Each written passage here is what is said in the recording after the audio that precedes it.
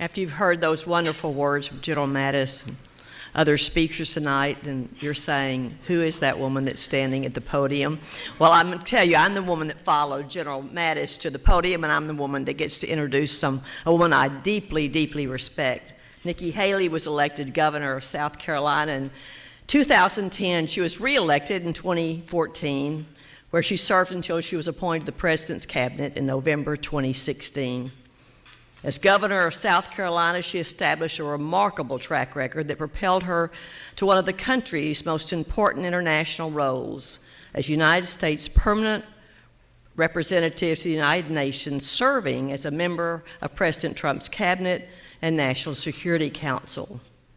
Now, in less than 2 years in this post, Ambassador Haley has distinguished herself as a fearless advocate for universal human rights and American values. She's proving herself to be a formidable opponent of all who seek to undermine global peace and security and a United States model of American statesmanship. She's not afraid to call out the tyrants who undermine global peace and security and threaten America's interests. And she is stalwart in the defense of our American values of liberty and democracy that have made the United States a beacon for so many.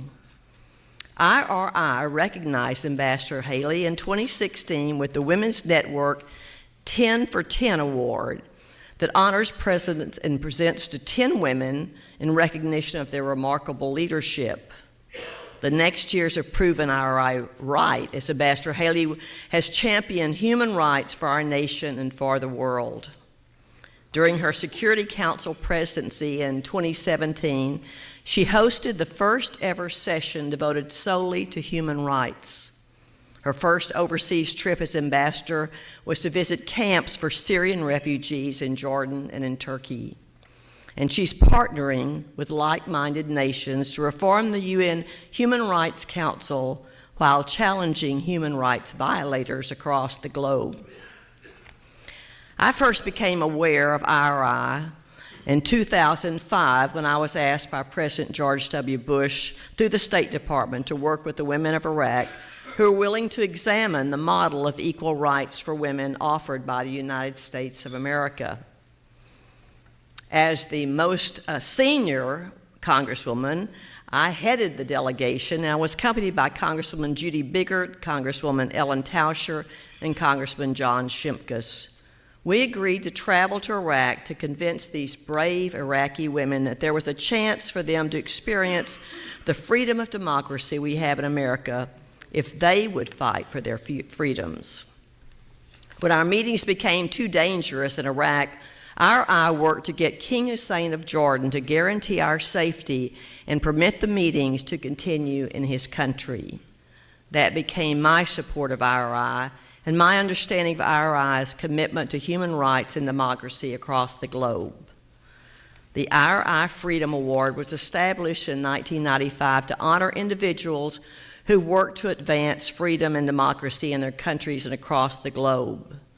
The award recognized the contributions of individuals whose work has given hope to millions and has helped to improve the lives of people around the globe. You've heard tonight that previous winners include George W. and George H.W. Bush and President Ronald Reagan, Condoleezza Rice, Colin Powell, Henry Kissinger, and others. Ambassador Nikki Haley is continuing the brave fight for democracy and rights exhibited by previous winners of this IRI award, and she has a future ahead of her helping other nations in their efforts toward what we continue to cherish and share. Ambassador Haley, would you please join me for this presentation?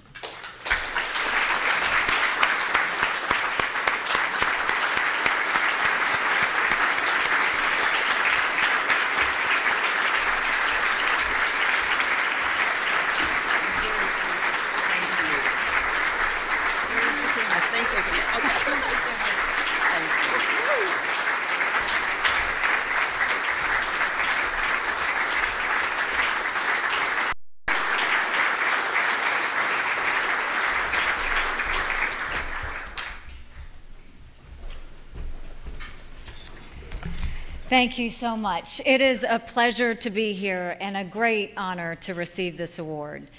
But before I go any further, I have to say a few words about the incredible people who came before me to speak tonight. Thank you to my friend, Congresswoman Kay Granger, for the very kind introduction. It's always great to see my friend, Senator Marco Rubio, and our comical senator across the country, but from my home state, Lindsey Graham. It's always great to see you. I have the great honor of serving alongside Defense Secretary Jim Mattis. I have to say, other than my husband, Secretary Mattis is the coolest guy I know.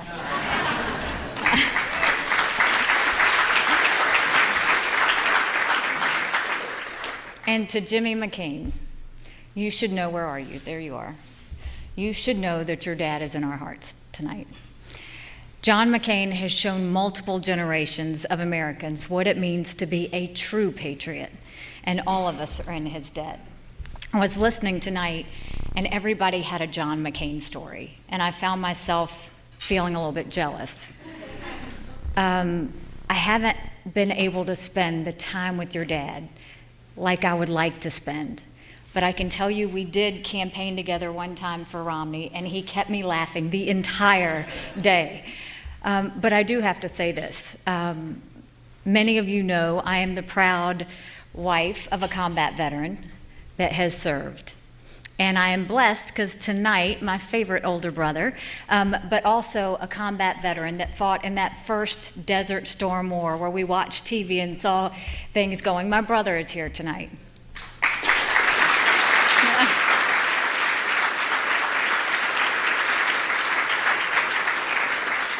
But what I know through my brother and what I know through my husband was every time they were deployed, when it was my brother, we waited by the phone hoping he would call. We didn't have email. We saw on TV the shots going and the fear of a younger sister knowing her brother was out there. And the same when Michael went to Afghanistan, that fear of knowing that you really don't know how tough it can be. But John McCain is what all of us as military spouses and family members look to that reminds us the courage of a true American soldier. He is not only a patriot, his courage, his service, but his ability to forever be America's hero is what keeps so many military families going. Because if he could do that, it shows you the heart of what a true American military service person is. And I will forever see your dad as the greater than greatest American hero that we have. And please give him my love, tell him thank you, and I can't wait to see him soon.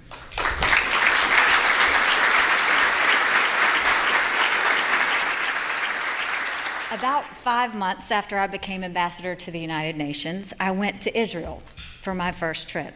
One of the many highlights of the trip was visiting Israel's Holocaust Museum, Yad Vashem. I had the honor of laying a wreath out at the memorial. And I chose for the inscription on the wreath a quote from Elie Wiesel and his Nobel Peace Prize acceptance speech in 1986. The quote was, "We must always take sides." He was talking about the need to stand up to evil and oppression. It occurs to me that this is exactly what IRI has been doing for 35 years, taking a side. IRI doesn't choose candidates. It doesn't choose parties. It does something more important. It chooses the side of freedom.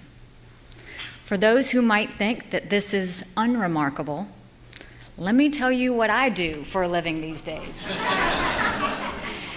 When you come to the UN from a country like the United States, you see very quickly what the fundamental challenge is. We are faced with trying to work with many countries that do not share our values.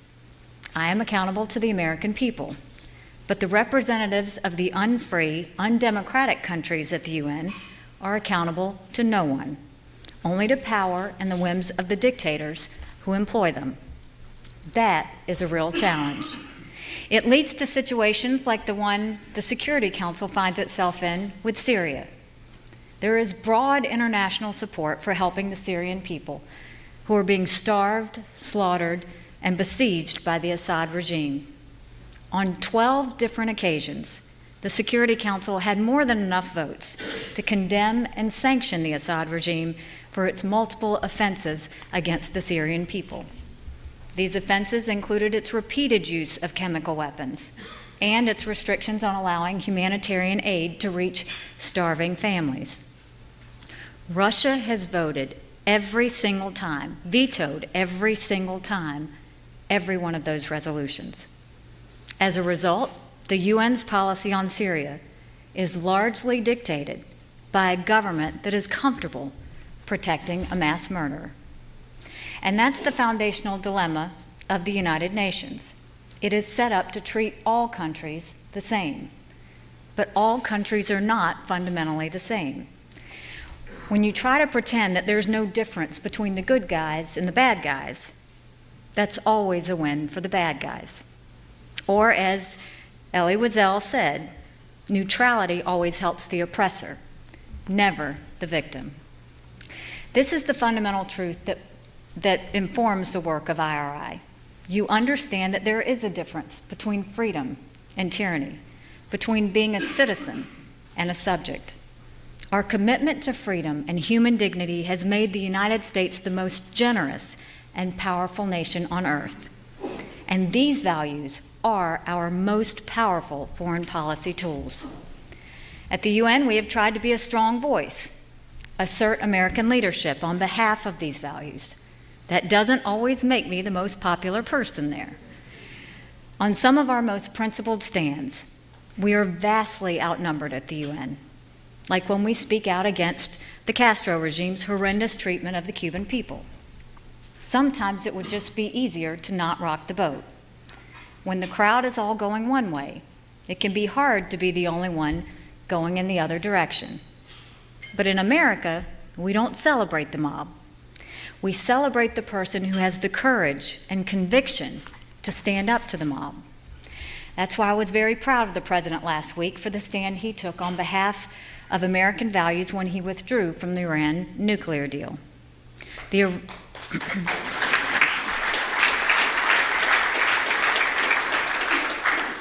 Iran deal is fundamentally flawed, and its most fundamental flaw is that it fails to take seriously the nature of the Iranian regime. The Tehran regime bankrolls, supplies, and instigates much of the conflicts in the Middle East, and its behavior has gotten worse, not better, since the nuclear agreement was signed. The easy way forward would have been to stay in the agreement, not rock the boat. The popular thing to do would have been to continue to engage in the dangerous self-deception at the heart of the deal. The President chose a different way. It's harder, but it's ultimately smarter and more accountable to the American people. The responsible way forward begins with being honest with ourselves about the nature of the Iranian threat. Our policy can't be based on wishful thinking or the desire to go along with the bad agreement just to have an agreement. We must address the totality of the Iranian threat. The nuclear threat, yes, but also their support of terrorism, their development of ballistic missiles, and their reign of terror in the Middle East. And perhaps most importantly, our policy has to speak to the Iranian people's desire for a better future. It has to tell them that we're with them, that we will not look the other way while their government steals from their children in order to finance terrorism abroad. Some argue that the United States leaving the Iran deal sends the wrong message to North Korea. Notice that the people who make that argument all think the Iran deal was something to be proud of. In fact, the argument has it exactly wrong. By showing that we're willing to walk away from a bad deal with Iran, we sent the best possible message going into discussions with North Korea. The message is that we will not accept a bad agreement just so that we can declare a hollow victory that fails to enhance our security.